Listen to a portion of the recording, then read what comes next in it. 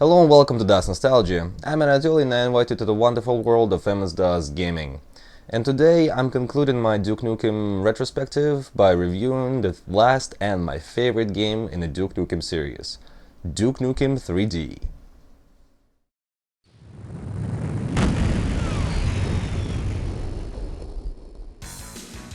The third Duke Nukem game was unleashed on the world in January of 1996 and was sporting a brand new logo of 3D Realms, a new name of the shareware giant Apogee.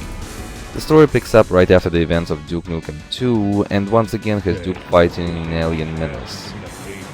The first-person shooter genre was still developing at the time, and the gameplay consists of what's now considered old school. Shoot a bunch of enemies, find a key, open a door, repeat until the end of the level. Nothing special here. So what exactly made Duke Nukem 3D stand out in a genre that was experiencing a rapid growth at the time?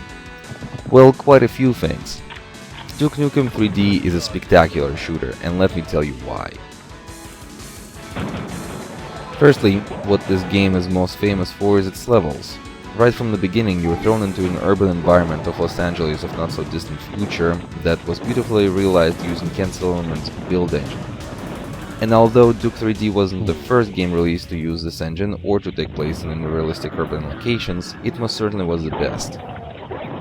The levels themselves were very well designed and never stopped to entertain because of extremely high interactivity. You had destructible walls, buildings blowing up, glass that you could break, containers of various flammable substances, TV sets, plenty of useless but still interactive things, security monitors that you could operate, and of course everyone's favorite, strippers that would show you some skin for $100. Shake it, baby. Is that all 100 buys you in the future? You could drink fountain water and use urinals to restore your health. Much better. The levels were always full of nice little details like parody movie posters and other fun stuff, and overall every technical aspect of the engine was very well utilized by the level designers. The environments themselves were pretty varied. The first episode was available for free and showcased a bunch of different settings, starting off on the streets of LA and then moving on to some industrial and canyon-like locations and ending on an alien craft. The second episode takes place in space and utilizes that theme to bring you different spaceship and alien environments. The third episode brings you back on Earth and expands on the urban theme by having you fight your way through a Japanese restaurant, a bank, the moon landing movie set, until you're faced with the final boss at the football stadium.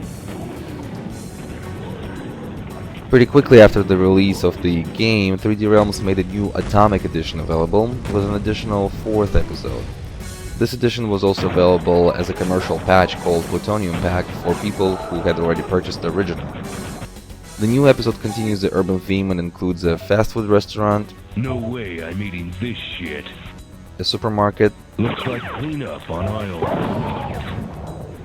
an amusement park, and a post office. But great levels weren't the only thing that made Duke 3D stand out.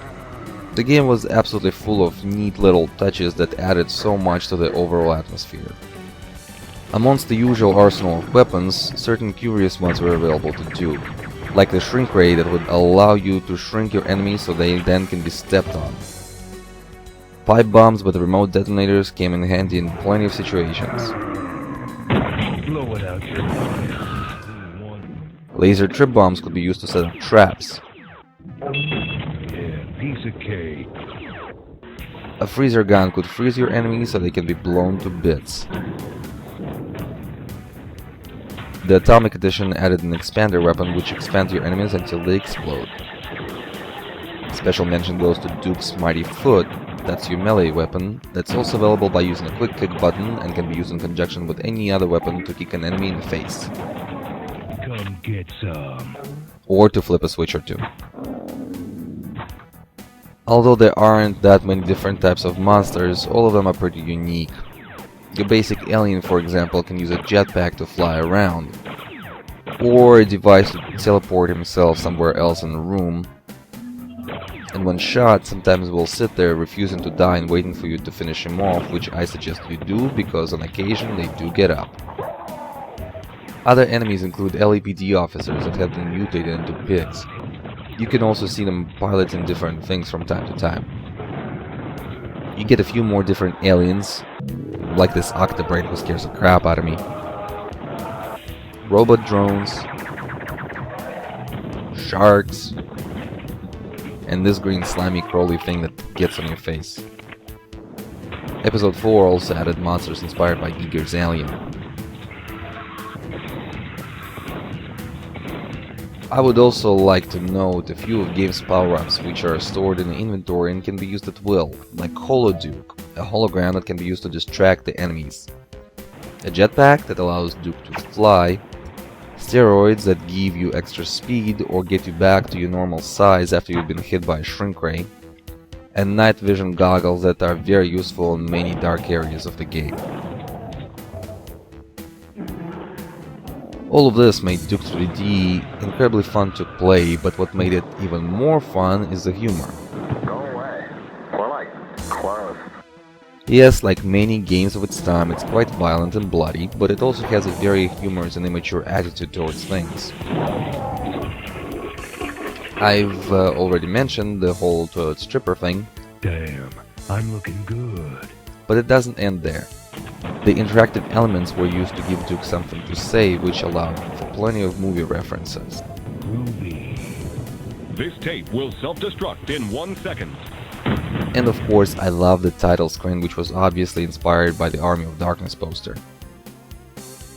The story is also very silly, and Duke himself now looks like an 80s action hero and is set on saving all the hot women that aliens have kidnapped. I'm Duke Nukem, and I'm coming to get the rest of you alien bastard.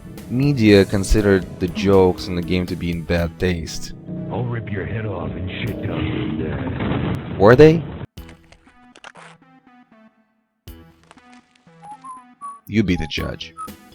Also, being that this is a build engine game, it supports many Super VGA resolutions, and it ran fast even on the not up-to-date machines back in the day. Here's the 320x200 video mode, and then 800x600 for comparison. Another thing I'd like to mention is that Duke Nukem was very easy to modify, and came with all the tools one would need to do so.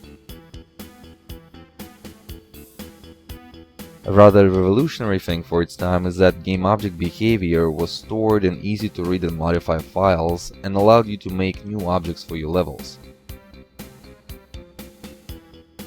And as far as level editors go, nothing could beat Ken Silverman's build, which was basically a two-dimensional BSP map editor combined with a what you see is what you get 3D editor and allowed you to visually edit sectors, pick sprites, align textures, and so on.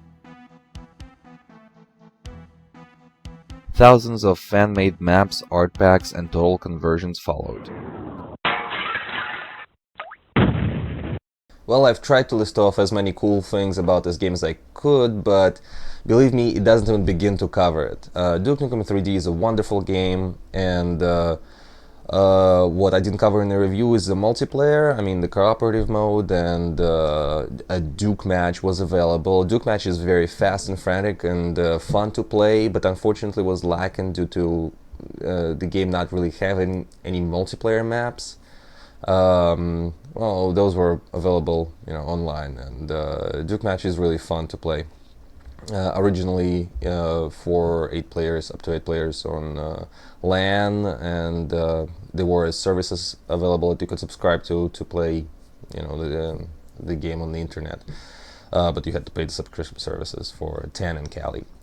So I recommend this game highly. I assume most of you have played it. If somehow you managed to miss out on this game, please go out and get a copy.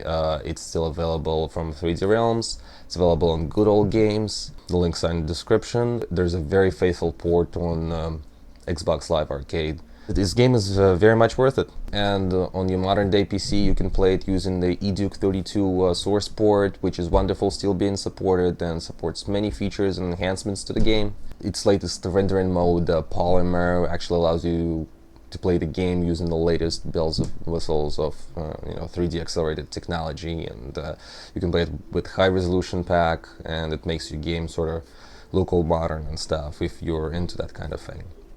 Well, this is it for this episode of DOS Nostalgia. I'm Anatoly, see you next time, and thank you for watching.